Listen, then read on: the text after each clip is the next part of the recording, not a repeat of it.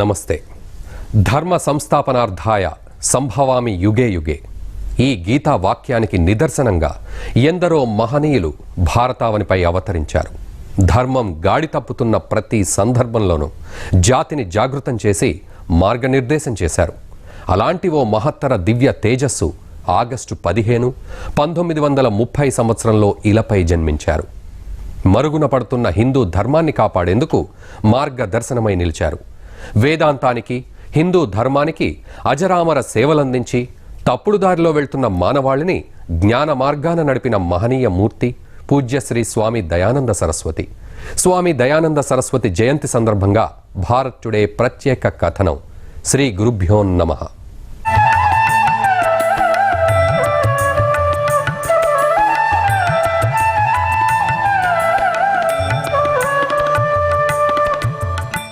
August 15, 1930 తమిళనాడులో ఆధ్యాత్మిక జ్యోతి ఆవిర్భవించి ప్రపంచానికి జ్ఞాన వెలుగులు పంచింది. ఇంతింతై అన్నట్లు పెరిగిన ఆ దివ్య జ్ఞాన సాగరం హిందూ ధర్మరక్షణ అనే మహాసముద్రంగా పరిపూర్ణతను చేకూర్చింది. ఆ మహాసాగరమే పూజ్యశ్రీ స్వామి దయానంద. ఆయన ప్రతి అడుగు విశేషమే, ప్రతి వాక్కు అమృతతుల్యమే.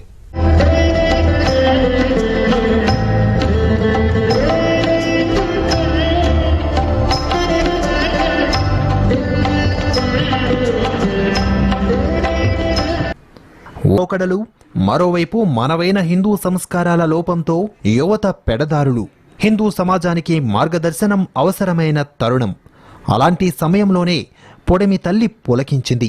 భారత జాతికి ఆశా కిరణంలా స్వామి దయానంద సరస్వతి జన్మించారు. 1930 ఆగస్టు 15న తమిళనాడులోని మంజక్కుడి అనే చిన్న గ్రామంలో గోపాల అయ్యర్, బాలాంబాల్ దంపతుల ముద్దుబిడ్డగా జన్మించారు స్వామి దయానంద సరస్వతి. ఈ ఆధ్యాత్మిక కిశోరానికి తల్లిదండ్రులు పెట్టిన పేరు నటరాజన్. విద్యాభ్యాసం తర్వాత ఉపాధి కోసం చెన్నై చేరుకున్నారు. సంప్రదాయ కుటుంబంలో జన్మించిన నటరాజన్ స్వామి చిన్మయానంద ప్రసంగాలకు ప్రభావితులయ్యారు. లేలేత యవ్వనంలోనే సేవా మార్గాన్ని తన జీవన విధానంగా నిర్ణయించుకున్నారు. సంస్కృత భాషను, వేదాంతాన్ని అభ్యసించారు. చిన్మయానంద దగ్గర 6 ఏళ్లు శిష్యరికం చేశారు.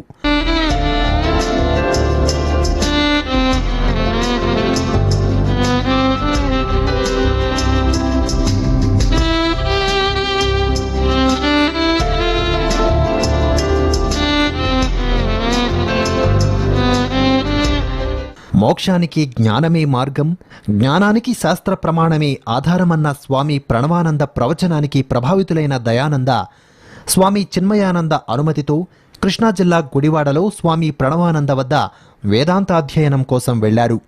ప్రణవానంద బోధిస్తున్న ఉపనిషత్ సారం స్వామీజీని ఆకట్టుకుంది.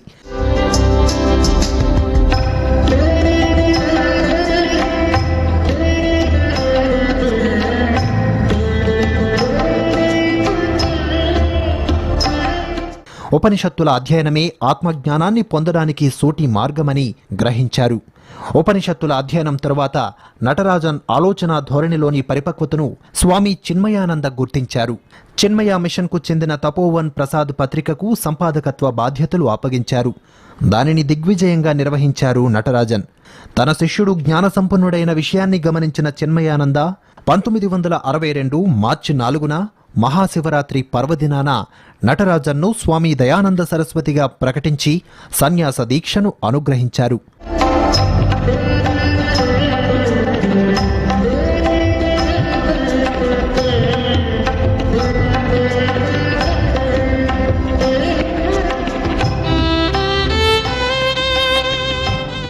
పంతొమ్మిది 1963లో చిన్మయానంద ఆశీస్సులతో ఋషికేశ్కు పయనమయ్యారు స్వామీజీ. అక్కడ కైలాస ఆశ్రమంలో స్వామి తారానందజీ వద్ద బ్రహ్మసూత్ర భాష్యాన్ని అధ్యయనం చేశారు. ఆ తరువాత ప్రణవానందజీ అందించిన విజ్ఞానం, తారానందజీ బోధనలు, స్వీయ అధ్యయనం స్వామి దయానంద సరస్వతి అవగాహనను కొత్త పుంతలు తొక్కించాయి. అప్పట్లో ఆంధ్ర ఆశ్రమంలో బస చేసిన ఆయన ఆ తరువాత గంగానదీ తీరంలో చిన్న పూరిపాక వేసుకుని అందులో కొన్నాళ్లు సాధన చేశారు. ఆ సమయంలోనే 5-6 మంది గురువుల పర్యవేక్షణలో భగవద్గీత, ఉపనిషత్ భాష్యాలు, అష్టాధ్యాయి, పాణిని వ్యాకరణ సూత్రాలు, పతంజలి మహాభాష్యాన్ని అధ్యయనం చేశారు.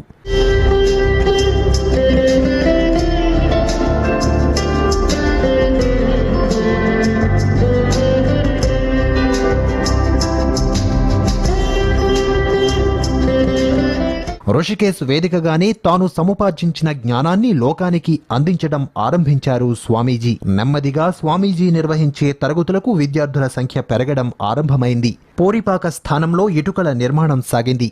కాలక్రమంలో అదే పెద్ద ఆశ్రమంగా మారింది. నేడు సువిశాలమైన ఆవరణలో దివ్య ఆధ్యాత్మిక తరంగాలతో అలరారుతోంది.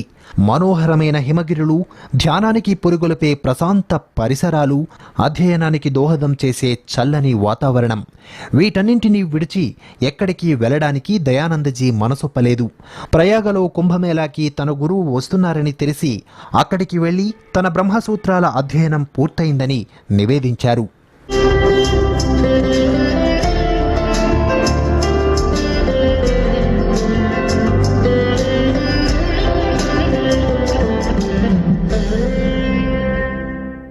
ఆసక్తి కలిగించే ప్రసంగాలు, వేదాంత సారాన్ని వికసింపజేసే పాఠాలు, రిషికేశ్ టు అమెరికా, ఎక్కడ చూసినా స్వామి దయానంద సరస్వతి ఉపన్యాసాలే. వేదాంత, సంస్కృత విద్యాలయాలతో ఎందరో మేధావులను తయారు చేశారు పూజ్య గురువులు. హిందూ ధర్మ సారాన్ని నలుదిశలకు వ్యాపింపజేశారు స్వామి దయానంద సరస్వతి.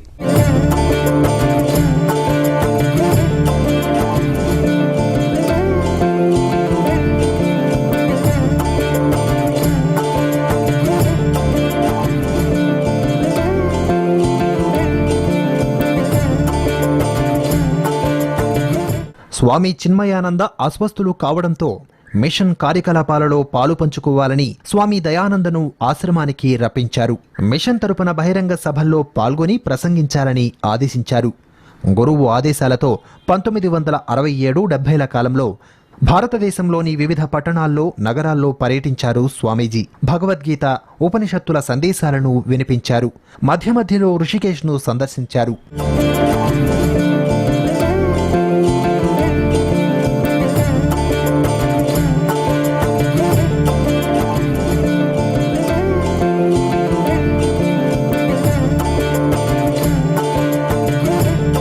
దీర్ఘకాల అధ్యయన తరగతులు 1968లో దిగ్విజయంగా పూర్తయ్యాయి. గురువుగారి ఆదేశానుసారం ఆధ్యాత్మిక శిక్షణ తరగతులను నిర్వహిస్తూనే దేశ ప్రపంచవ్యాప్త పర్యటనలు కూడా చేశారు స్వామి దయానంద సరస్వతి. వేదాంత దృష్టిని క్రమంగా వికసింపజేసే పాఠ్య ప్రణాళికను స్వామీజీ రూపొందించారు. ఋషికేశ్లోని కైలాస ఆశ్రమ సంప్రదాయాలు వారి బోధన విధానంలో మొగ్గతొడిగాయి. అదే చిన్మయ మిషన్ ప్రామాణిక బోధనగా వికసించింది. కాలక్రమంలో పాణిని వంటి అంశాలను దానికి జోడించారు. ప్రపంచవ్యాప్తంగా ఆర్ష విద్యా కేంద్రాలన్నింటిలో అదే బోధన జరుగుతోంది. ఈ ఆర్ష విద్య కేవలం గురు పరంపరా విధానం ద్వారా కాల పరీక్షలను తట్టుకొని అవిచ్ఛిన్నంగా కొనసాగుతోంది.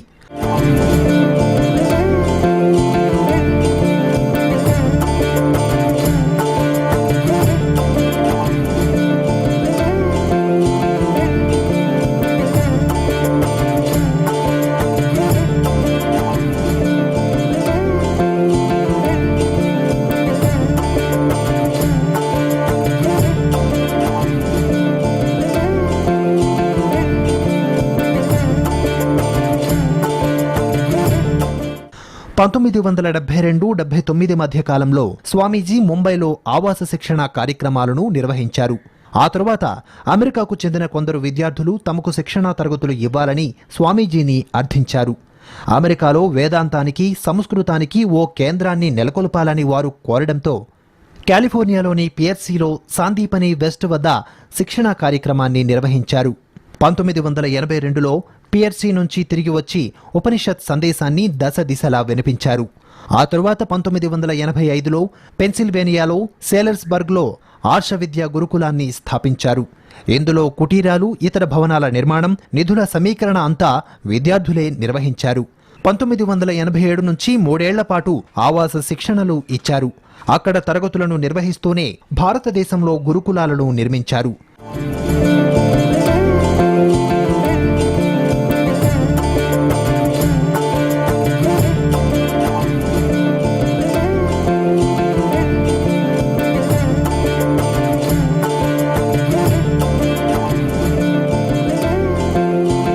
పంతొమ్మిది 1990-2004 మధ్యలో కోయంబత్తూరులోని ఆనైకట్టి, మహారాష్ట్రలోని నగపూర్లలో వేదాంత, సంస్కృత విద్యాలయాన్ని నెలకొల్పారు. వీటిలో ఉపనిషత్తులు, భగవద్గీత, బ్రహ్మసూత్రాలు, సంస్కృత వ్యాకరణం, శంకర భాష్యాలను ప్రధానంగా బోధిస్తారు. దేశ విదేశాల్లో ప్రసంగాలివ్వడానికి వీలుగా ఆంగ్ల భాషలో వీటిని బోధించడం విశేషం. 6 నెలల తరగతులతో పాటు 3 ఏళ్లు పూర్తికాలపు తరగతులు అన్నీ కూడా విద్యార్థులకు పూర్తిగా ఉచితం.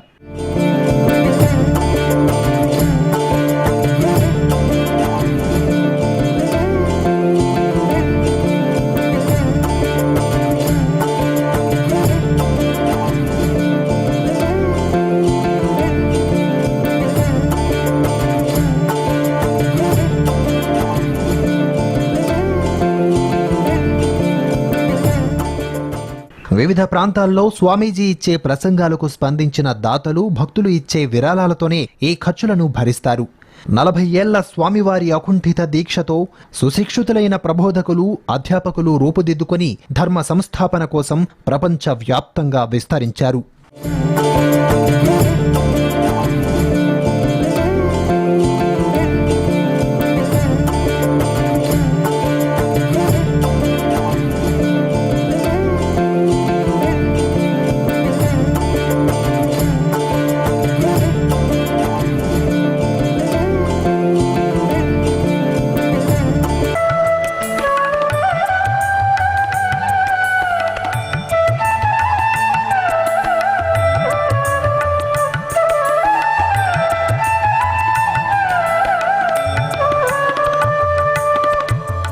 శ్రీ గురుభ్యో నమః కార్యక్రమానికి తిరిగి స్వాగతం.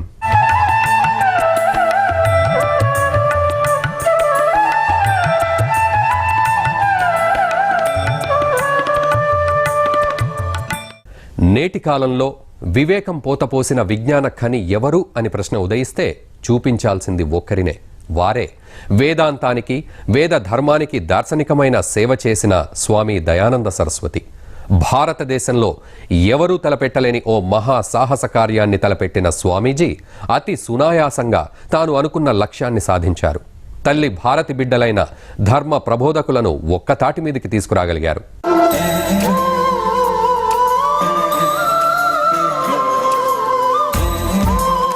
స్వామి దయానంద సరస్వతి దేశ విదేశాలలో నిర్వహించిన తరగతులు ఆర్ష విద్యకు అపురూపమైన పునాదులను వేసేలా చేశాయి.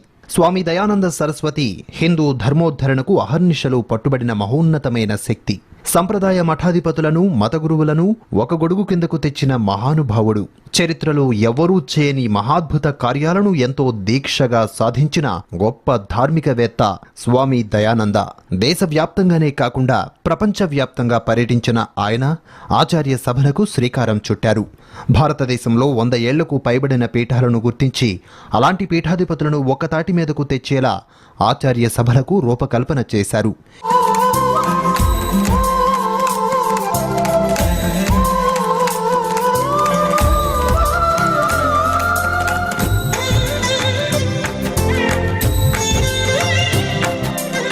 హిందూ ధర్మ ప్రచారంతో ఎంతో మందిని ప్రభావితం చేశారు. అటు ధర్మ ప్రబోధం చేసేందుకు 220 మందికి పైగా ఉద్దండులను తయారు చేసిన మహనీయులు స్వామీజీ. ఆ మహనీయుడు తీర్చిదిద్దిన అలాంటి శిష్యులు నేడు దేశంలోనే కాదు ప్రపంచవ్యాప్తంగా హిందూ ధర్మాన్ని, మానవీయ విలువలను ప్రబోధిస్తున్నారు.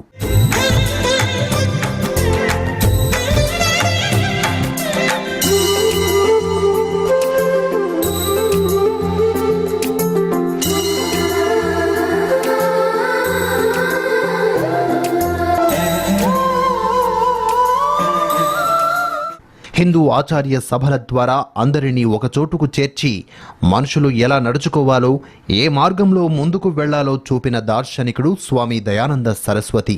ఆయన ఎప్పుడూ దేశం గురించి, ధర్మం గురించే ఆలోచిస్తూ వచ్చారు. వైదిక ధర్మాలను విశ్వవ్యాప్తం చేయాలని పరితపించారు. ఏ ఒక్క మతాన్ని తలకెత్తుకోవడాన్ని పూర్తిగా వ్యతిరేకిస్తూ కేవలం హిందూ వైదిక ధర్మ వ్యాప్తికి నిరంతరం కృషి చేస్తూ వచ్చారు. దేవాలయాలను కాపాడటం, ట్రస్టులను పరిపుష్టం చేయడం ద్వారా హిందూ ధర్మం విశ్వవ్యాప్తంగా వెలసిల్లింది. హిందూ ధర్మంలో అన్ని సంప్రదాయాలకు చెందిన వారు ఒక్క గళంతో మాట్లాడేందుకు హిందూ ధర్మ సభ ఆచార్య నిర్మాణం దోహదపడింది.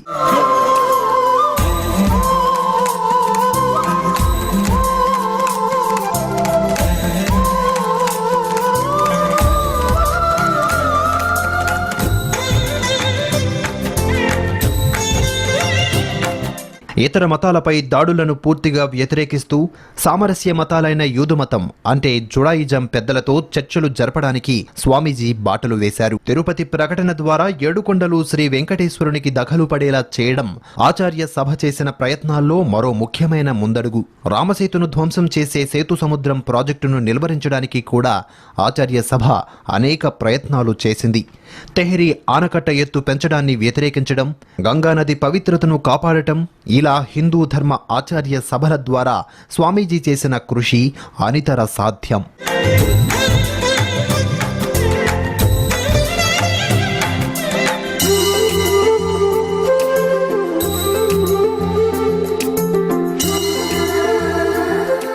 అత్యున్నతమైన ఆలోచన సామర్థ్యం, వేదాంతాలను ఔపోసన పట్టిన ఆధ్యాత్మిక మహత్తుతో స్వామీజీ ఎన్నో అంతర్జాతీయ వేదికలపై ప్రసంగించారు.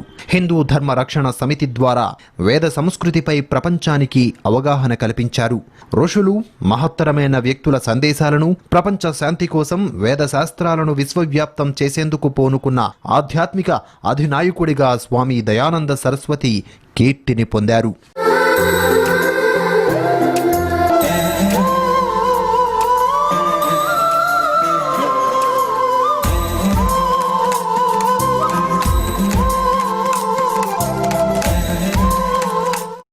అమృతం అంటే దేవతలు సేవించే ఒక అద్భుత పానీయమని వినటమే కాని మానవ మాత్రుడికి ఆ అమృతం రుచి నిజంగా తెలియదనే చెప్పాలి.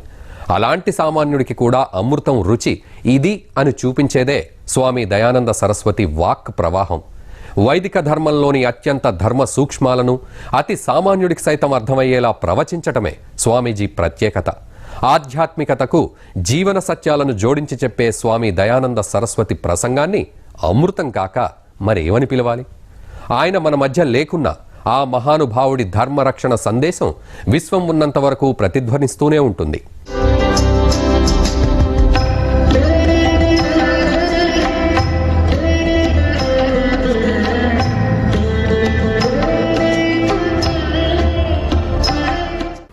మనిషి పుట్టుక అనేది 10 మందికి ఉపయోగకరంగా ఉండాలని, అనుమానాలను నివృత్తి చేసుకుంటూ అంచెలంచులుగా ఎదగాలని, ఆ దశలోనే కరుణ సానుభూతిని కలిగి ఉండాలని బోధించారు పూజ్యశ్రీ స్వామి దయానంద సరస్వతి. కేవలం అనుమానాలే మిగిలితే జీవితమే అనుమానంగా మారిపోతుందని స్వామీజీ చెప్పేవారు. Doubt the person who tends the child. It has to totally surrender.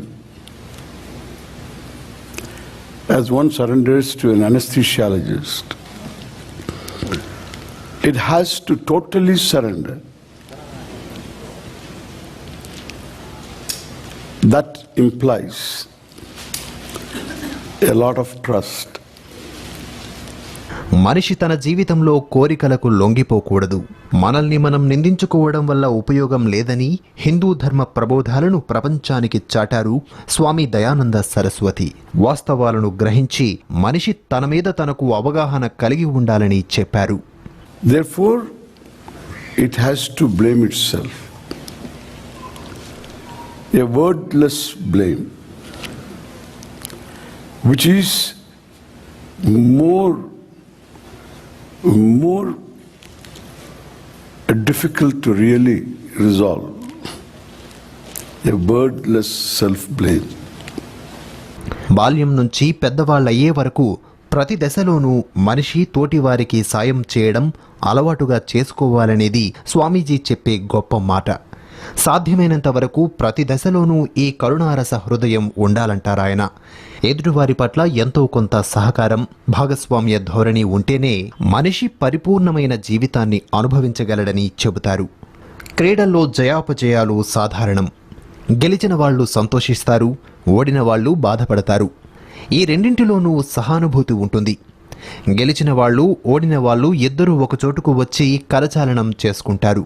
వాళ్ల ముఖాల్లో మార్పులు స్పష్టంగా కనబడతాయి. గెలిచిన వాళ్లలో మొదట విజయగర్వం ఉంటుంది, ఆ తరువాత ఓడిన వారిపై సానుభూతి కలుగుతుంది. ఇది ప్రాంతాలకు సైతం అతీతమంటూ ఎంతో చక్కని నిత్య సత్యాలను తెలిపారు స్వామీజీ. These two guys fight it out. Each one has got 2 games. it can be anybody's game. What they have sweated so far has no meaning.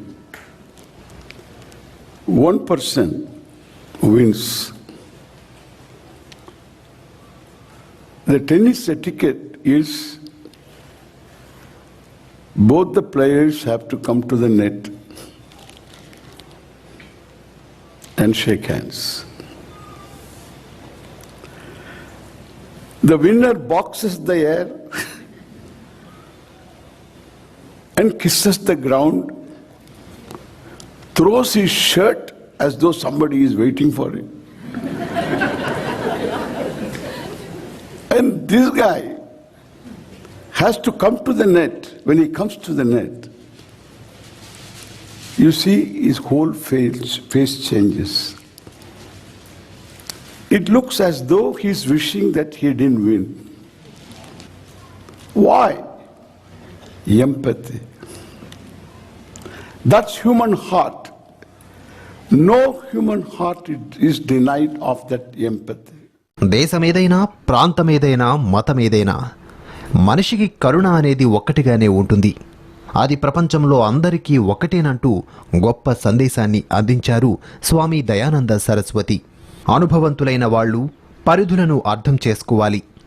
మనిషి జీవితం పరిమితం, బాధ్యతలు అధికారాలు పరిమితం. పరిధులు లేని మనిషికి అర్థం ఉండదని, జీవితంలో పరిధులపై అవగాహన ఉండాలని స్పష్టమైన సందేశాన్ని ఇచ్చారు స్వామీజీ. Compassion is not defined in one form. There is no Indian compassion. There is no American compassion. It transcends nation, gender, age. Why? Because it is there in everybody. It's experienced by people occasionally. Then this occasional compassion we are not talking about. ప్రతి ఒక్కరూ తమలో ఉన్న కరుణను సమయం వచ్చినప్పుడు బయటపెట్టాలి. ఎదుటివారికి ఇచ్చిపుచ్చుకోవడం అనేది అలవాటుగా చేసుకోవాలి. ఎలాగైతే ఈత కొట్టడం నేర్చుకుంటామో అలాగే ప్రతి మనిషి సానుభూతి, కరుణ అనే గుణాలను మెల్లగా అలవాటు చేసుకోవాలి. ఒకవేళ రాకుంటే కనీసం కరుణ ఉన్నట్లు నటించాలి. అలా అలవాటు చేసుకుంటే మెల్లగా వాస్తవిక కరుణత్వం, సానుభూతి అనే గుణాలు అలవడుతాయి. అవి ఉన్నవాళ్లే సంతోషకరమైన జీవితాన్ని ఆస్వాదించి నిర్మలంగా జీవించగలరని స్వామీజీ విశ్వ సందేశాన్ని చిన్న చిన్న ఉదాహరణలతోనే అందించారు. If the object that you relate to evokes that emotion, then that again transforms into giving, into sharing.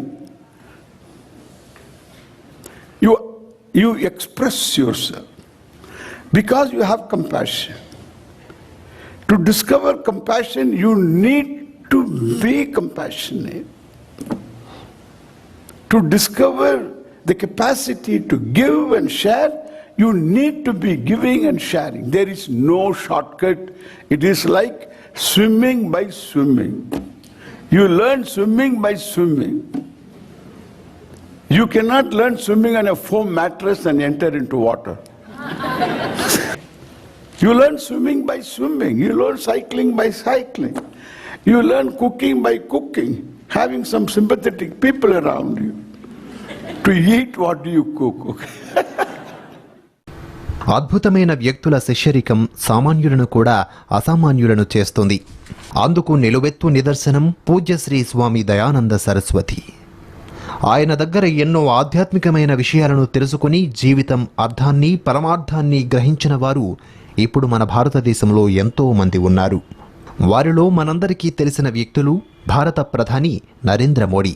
అలాగే తన నటనతో యావత్ దేశ ప్రేక్షకులను, ప్రపంచం దృష్టిని ఆకర్షించిన నటుడు రజనీకాంత్ కూడా స్వామి దయానందను తమ గురువుగా భావించి ఆయన చూపిన ఆధ్యాత్మిక సాధన చేసిన వారే. ఇలా ఎంతో మంది ప్రముఖులు ఆయనకు శిష్యులే.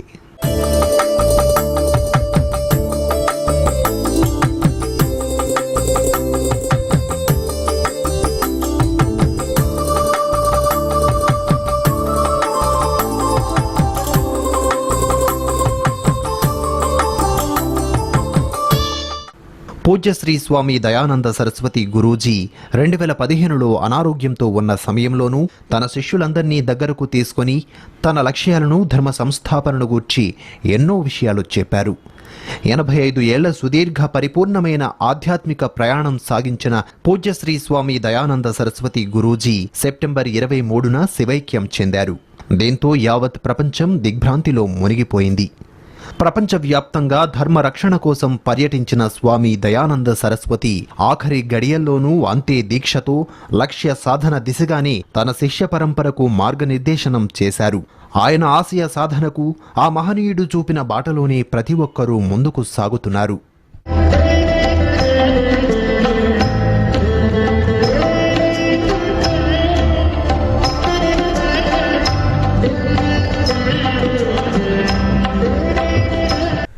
ధర్మ సంస్థాపనార్థాయ సంభవామి యుగే యుగే అని ఆ శ్రీకృష్ణ పరమాత్ముడు గీతలో అన్నాడని తెలుసు. కానీ ఈ యుగంలోనూ ఆ ధర్మ సంస్థాపనకు ధర్మోద్ధరణకు భారతావనిలో ఉదయించిన మహనీయుడు స్వామి దయానంద సరస్వతి అనడంలో ఏమాత్రం అతిశయోక్తి లేదు. భారతదేశానికి స్వతంత్రం సిద్ధించిన ఆగస్టు 15 స్వామీజీ జన్మదినం ఒకటే కావడం యాదృచ్ఛికమని అనుకుని సరిపెట్టలేం. ఎందుకంటే కొందరు మహాపురుషుల పుట్టుక అంత గొప్పగా ఉంటుంది. ఇది స్వామి దయానంద సరస్వతి జయంతి సందర్భంగా భారత్ టుడే ప్రత్యేక కార్యక్రమం. శ్రీ గురుభ్యో నమః. చూస్తూనే ఉండండి భారత్ టుడే, దేశం కోసం ధర్మం కోసం.